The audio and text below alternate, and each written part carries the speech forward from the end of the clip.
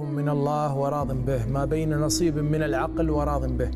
هذا ألا يتقارب مع مفهوم الأرزاق وتوزيع الأرزاق اللي هو مآل السعادة؟ يعني لما كل واحد يرضى برزقه فهو سعيد. من الذي يوزع الأرزاق؟ الله سبحانه وتعالى. الله سبحانه وتعالى أوجد الأرزاق وجعلها لمن يسعى وليس لمن يدعو. يفعل. الرزق بالسعي والصحة بالسعي والموت حتم، لا تؤجله عافية ولا يعجله سقم. إذا آمنا بهذه ارتحنا من حياة الخوف وقتلنا ذلك الفوبيا اللي فينا أصله مرجعيته الموت والقبر. مما تخاف؟